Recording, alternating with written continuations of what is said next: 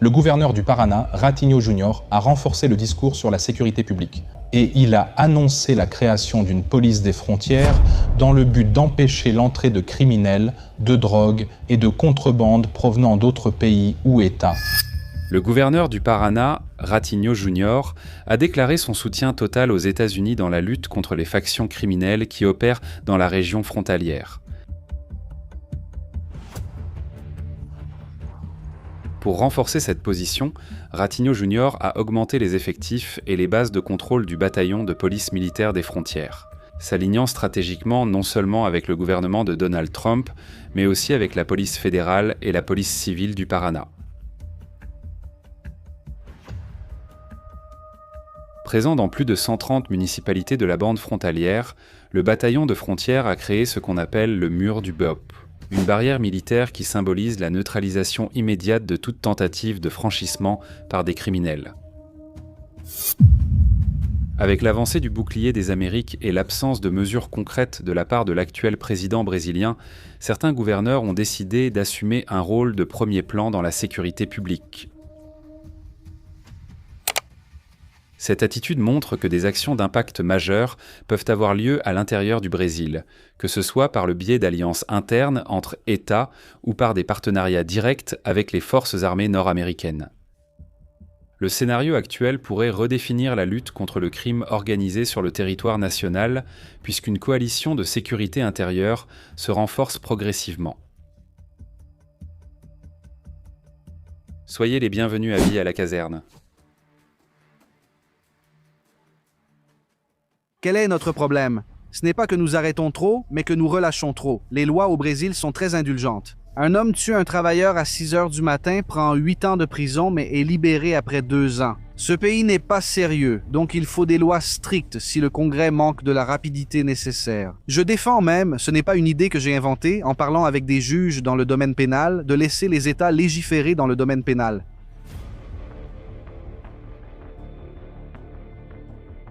La décision du gouverneur Ratinho Júnior d'inaugurer plusieurs bases militaires successivement à la frontière a suscité une forte répercussion politique. Alors qu'une partie de la population considère cette mesure comme un progrès dans la lutte contre les factions criminelles, la base alliée de l'actuel président brésilien voit cette initiative comme une tentative de dépasser des prérogatives qui devraient en revenir uniquement au gouvernement fédéral. Cet affrontement révèle une tension entre différentes sphères de pouvoir et expose la lutte pour le leadership dans la sécurité publique nationale. Cependant, en restant hors du bouclier des Amériques et allié seulement à la Colombie, l'actuel président brésilien est resté à l'écart de la coalition internationale contre les réseaux criminels opérant dans la région.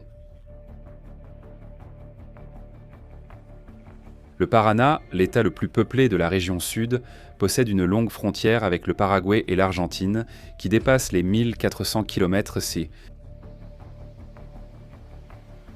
Sur ce territoire, les forces de sécurité sont confrontées aussi bien à des délits mineurs qu'à des crimes très graves, comme le trafic de drogue et la contrebande à grande échelle.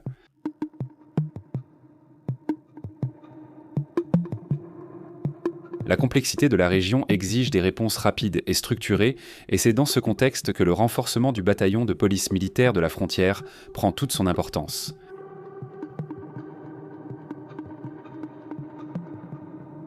L'élargissement des bases militaires vise à optimiser la lutte contre les crimes frontaliers sur différents fronts. Routes, itinéraires aériens, et même le lac d'Itaipú, qui s'étend sur environ 170 km et comporte des tronçons où la distance entre les rives brésiliennes et paraguayennes dépasse les 12 km sans. Cette géographie particulière rend la zone particulièrement vulnérable aux actes illicites, et la stratégie du gouvernement du Paraná vise à créer une barrière de protection plus efficace, capable de neutraliser les menaces et de renforcer la présence de l'État au point critique de la frontière.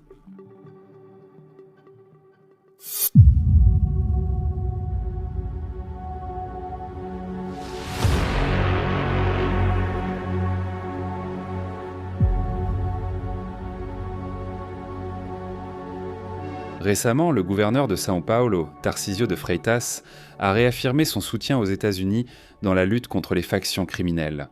défendant même que des groupes comme le PCC et le Commando Vermelho soient classés comme des organisations narcoterroristes. Je vois cela comme une opportunité. Dès qu'un gouvernement comme les États-Unis considère le PCC comme une organisation terroriste, ce qu'ils sont en réalité,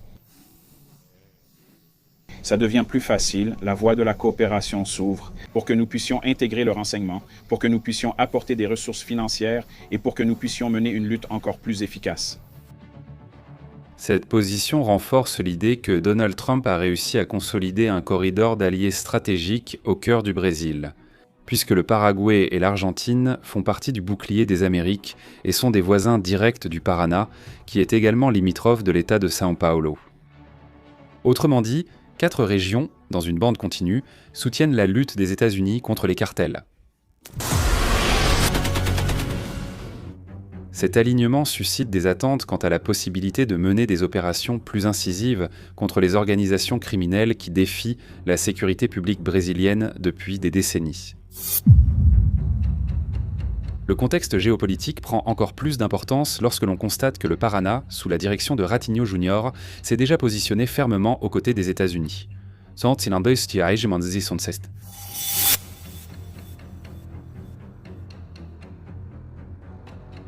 Le gouverneur du Paraná a augmenté les effectifs du bataillon de la police militaire de la frontière et apporté un soutien policier à Rio de Janeiro face aux factions locales.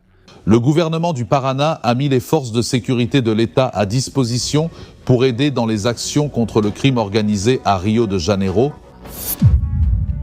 Cette attitude met en évidence une coordination inédite entre les États brésiliens et les forces internationales, créant un environnement de coopération qui peut modifier de manière significative la dynamique de la lutte contre le crime organisé. Nous habitons ici. Tout le monde veut voir la fin. Avec São Paulo et le Paraná alignés et les pays voisins intégrés au bouclier des Amériques, le Brésil commence à être considéré comme une pièce clé dans une stratégie régionale contre le narcotrafic. La possibilité que ces États deviennent des points de départ pour des incursions plus directes des États-Unis contre les factions brésiliennes suscite l'enthousiasme d'une partie de la population. Mais cela suscite également des inquiétudes au Planalto, puisque l'actuel président brésilien s'oppose à la qualification du PCC et du Commando Vermelho comme faction narcoterroriste. Ce mouvement de Ratinho Jr. et Tarcísio de Freitas pourrait redéfinir le rôle du Brésil dans la lutte contre la criminalité transnationale et ouvrir la voie à une nouvelle phase de coopération militaire et policière. Autant le Paraná que São Paulo dispose de troupes spéciales dans les polices civiles et militaires, avec une expertise dans les opérations avancées d'infiltration et de capture.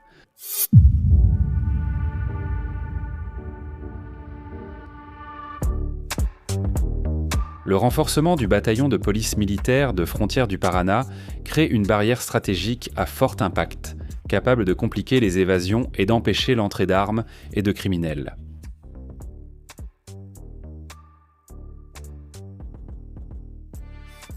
Cette structure renforce le rôle des États en première ligne contre le crime organisé, en particulier dans les zones sensibles de frontières.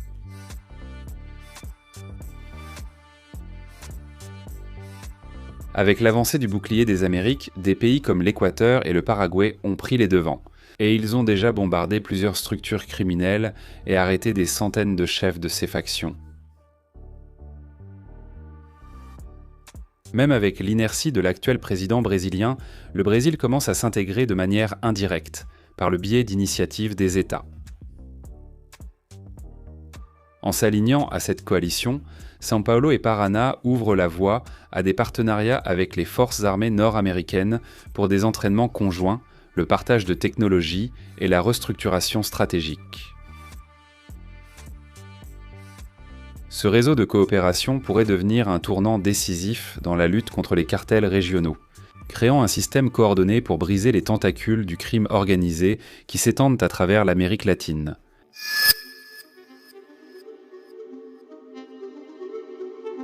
Laissez ici dans les commentaires si vous pensez que le gouvernement fédéral essaiera de freiner la position du Paraná et de São Paulo dans la lutte contre le crime organisé.